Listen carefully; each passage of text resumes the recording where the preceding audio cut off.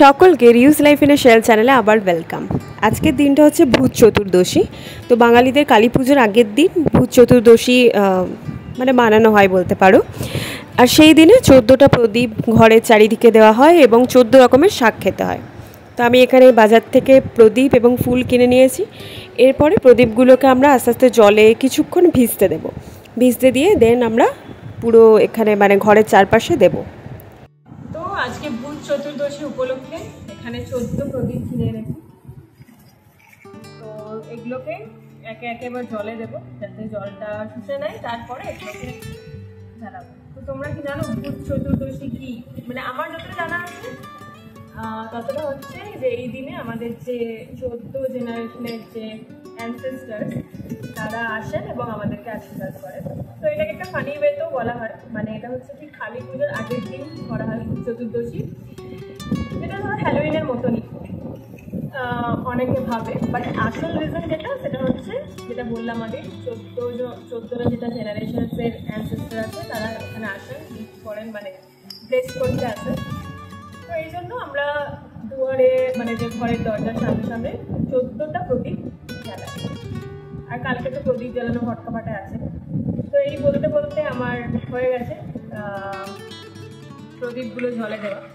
এটাকে টোটাল ধরো তোমরা আধ ঘন্টার মতো ভিজিয়ে রাখবো।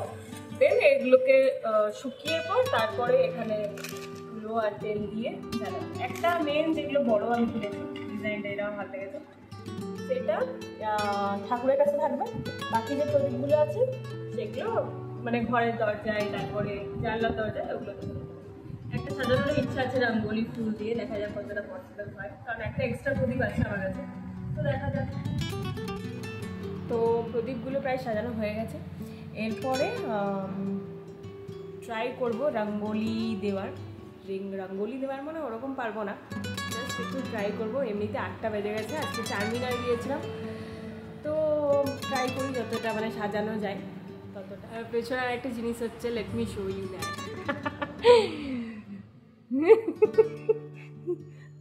এত ভক্তি চোরের লক্ষণ, বেশি ভক্তি।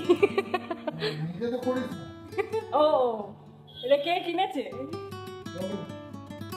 কি করছে ভগবান জানে, চারিদিকে দিয়ে বেড়াচ্ছে। দরজাগুলো খুলতে হয় সেটাও জানে না, আর এদিকে চারিদিকে ঝুলিয়ে রেখে দিয়েছে।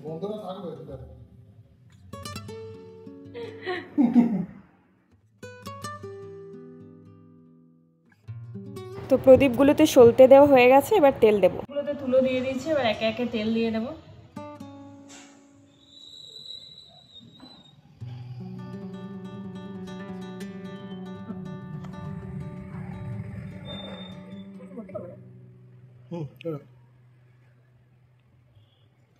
আচ্ছা, একটা রিলস দেখলাম যেটা হচ্ছে মানে ভূত চতুর্দশী, যেহেতু ভূত, এবার ভূতের বাচ্চা খুব কাঁদছে।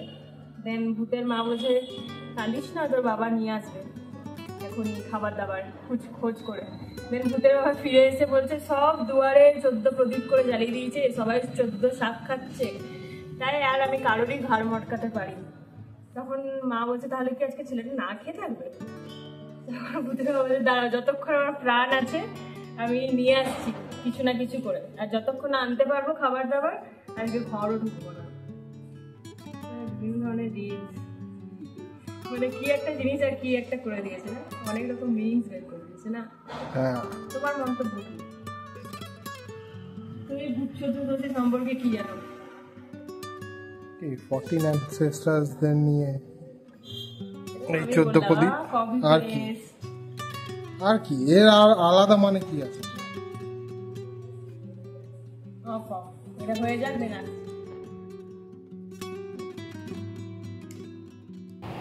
তো তেল দেওয়ার পর এবার ফাইনালি মৈনাক প্রত্যেকটা প্রদীপ জ্বালিয়ে দিচ্ছে। এর মধ্যে যে ছোটোগুলো ছিল সেগুলো আমরা মানে ঘরের বিভিন্ন দরজায়, জানলায়, দেন একটা রান্নাঘরে দিতে হয়, তো ওগুলোতে দেবো। আর এই বড় প্রদীপটা দেবো আমরা ঠাকুরের যে জায়গাটা সেখানে। আর আমরা যে ফুলগুলো নিয়ে এসেছিলাম সেগুলো দিয়ে আমরা ডিসাইড করলাম যে একটা ছোট্ট রকমের আজকেই রঙ্গোলি বানিয়ে দেওয়া যাক, কারণ কালকেও আমাদের একটা বানাতে হবে, ওটা একটু ভালো করে বানাবো। এটা যতটা আমি জানি ছোট্টর মধ্যে একটা সুন্দর মানে সূর্য টাইপ, যেটা ছোটোবেলা থেকে এঁকে আসি ড্রয়িং খাতায়, সেরকম টাইপ একটা রঙ্গোলি দিয়েছি। বাট ওভারঅল দেখতে কিন্তু ভালোই লাগছিল রঙ্গোলিটা।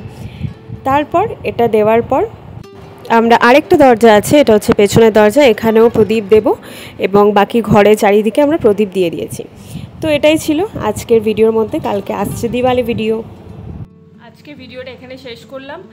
আর কালকে যাব, মানে কালী পুজোর জন্য যাব কালকে। কালকে যাব